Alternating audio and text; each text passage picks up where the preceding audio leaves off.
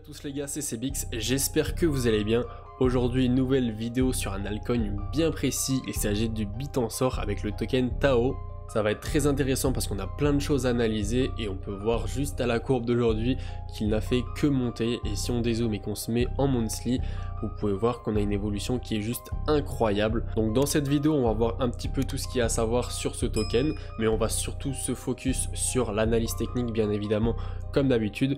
On parlera brièvement de qu'est-ce qu'est le projet, même si je ne vais pas m'attarder du tout sur ce point-là. Grossièrement, on va voir les fondamentaux, le halving, la tokenomics et je vous dirai les points les plus optimisés pour rentrer sur le token et pour sortir.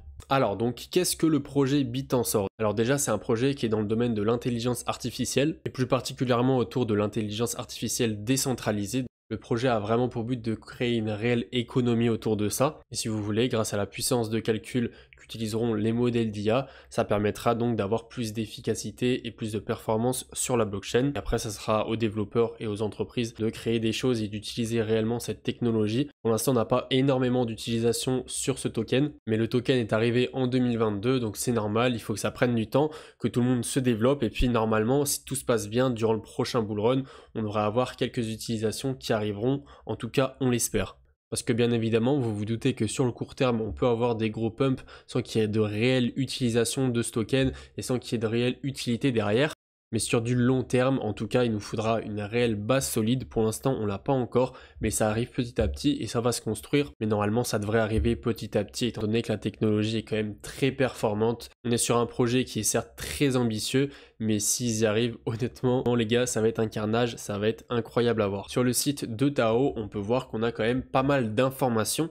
Tout d'abord, on peut voir qu'on a un prix qui est relativement haut avec un pump de 13% sur la journée, ce qui est quand même énorme, mais je vous rappelle, on est quand même sur une petite cap, donc une capitalisation boursière de 539 millions de dollars. On commence mine de rien à avoir une bonne capitalisation, mais vous inquiétez pas, il y a encore de la place pour tout le monde. Niveau volume 2,46 millions, vous pouvez voir qu'on a eu un joli pic de volume et ça monte de façon très saine, ça c'est vraiment très joli à voir et c'est comme ça qu'on construit une vraie tendance haussière avec des volumes de plus en plus hauts chaque jour. C'est ce qui se passe depuis environ début octobre, donc c'est plutôt cool à voir. Niveau de la supply, assez intéressant parce que vous pouvez voir que c'est comme Bitcoin, 21 millions de TAO qui sont disponibles, qui seront disponibles au total.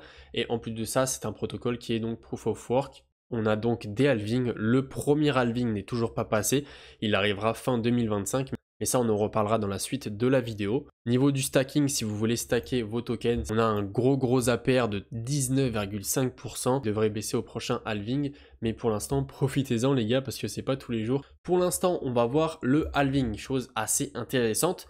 Vous avez donc tous les halvings qui vont se dérouler jusqu'à 2045. On a notre premier halving le 17 septembre 2025. Donc assez intéressant parce qu'on peut voir que ça coïncide avec la fin du prochain bull run qui devrait normalement se finir fin d'année prochaine.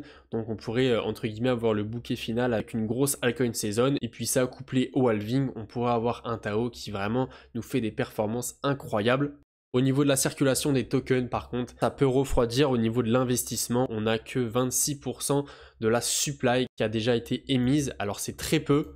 Mais c'est normal, j'ai envie de vous dire, parce qu'on est sur un token qui est très récent. Normalement, ça devrait déjà aller mieux au prochain halving, mais c'est vrai qu'entre temps, là, on a 2 grosses années à passer qui vont être assez difficiles avec beaucoup d'émissions de tokens. On verra comment le prix réagit. Pour l'instant, j'ai envie de vous dire, tout se passe très bien. Et on aura donc au total 6 halvings pour un total de 21 millions de TAO en 2045. Au niveau de l'analyse graphique, alors chose un petit peu compliquée, vous pouvez voir que sur TradingView, on n'a pas toute l'ancienneté du graphique comme on l'avait donc sur le site de TAO. L'avantage, c'est que j'ai pu prendre les données les plus importantes pour le reporter sur mon graphique. Tout d'abord, on peut voir que depuis le 20 octobre, on a fait une jolie performance. Là, on est sur des niveaux un petit peu compliqués qu'on a déjà fréquentés par le passé et on a vraiment eu du mal à les passer. Donc on peut le voir une fois ici, mais il y avait aussi l'ancienne tendance haussière qu'on ne voit pas sur ce graphique. On avait un petit peu accroché au niveau des 90-95 $ aussi. Donc au niveau des points d'entrée, je vous apprends rien, on n'est pas dans des très bons moments pour investir sur ce token étant donné qu'on a déjà eu une très grosse performance. Ce qu'on peut faire, c'est tracer un Fibonacci sur la dernière tendance, mais je suis pas fan de cette idée parce qu'à mon avis, on risque de faire un nouveau top. Même s'il est légèrement plus haut, ça nous décalerait un petit peu tout. Mais bon, on va quand même prendre cette donnée pour notre analyse. Donc comme vous pouvez le voir, j'ai tracé plusieurs rectangles violets, ce qui correspond à plusieurs supports ou plusieurs résistances. En l'occurrence, on a déjà bloqué de nombreuses fois sur ce prix et celui-là, c'est tout simplement la zone de rechargement de la grande tendance qu'on a eue en juillet, donc qui correspond au 0,618 et au 0,786. Alors donc le premier arrêt qu'on pourrait faire, c'est tout simplement dans cette zone, on pourrait s'en servir comme support, donc descendre comme ceci et repartir après en tendance haussière. Deuxième option, ça serait de revenir donc dans notre grosse zone de rechargement qu'on va retester quasiment tout le temps. C'est assez impressionnant parce que vous pouvez voir que c'est toujours les mêmes patterns, c'est toujours les mêmes hausses qu'on fait, c'est toujours les mêmes baisses qu'on fait, on s'arrête toujours approximativement au même endroit. En mai, avant le pump de juillet, vous pouvez voir que c'était exactement la même chose.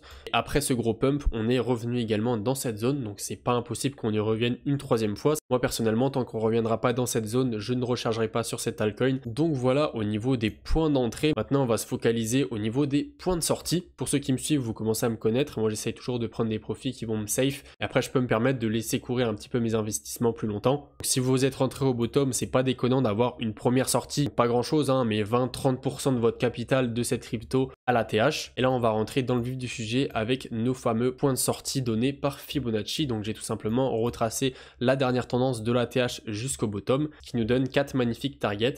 Vous avez la première 1,618 qui se situe au niveau des 173 $. La deuxième, les 2,618 qui va se situer aux 262 $.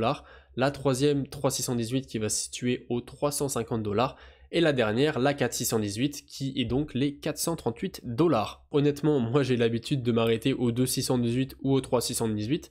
Mais là, c'est vrai qu'on est sur une crypto-monnaie qui a très bien performé durant ce bear market et durant cette période d'accumulation. On a eu très peu de baisse comme sur les autres cryptos et on peut voir que même si on arrive à aller chercher cette target au niveau des 438 $, ça nous fait uniquement un x4,5, donc c'est très bien. Mais pour un altcoin de ce type, on peut même aller chercher un petit peu plus haut si on voit qu'il y a de la hype, si on voit qu'on a une réelle utilisation qui se met en place derrière. Donc voilà les gars, c'est déjà la fin de cette vidéo, j'espère que ça vous aura plu. Si c'est le cas, n'hésitez pas à mettre un pouce bleu, à vous abonner pour les nouveaux, ça me ferait extrêmement plaisir.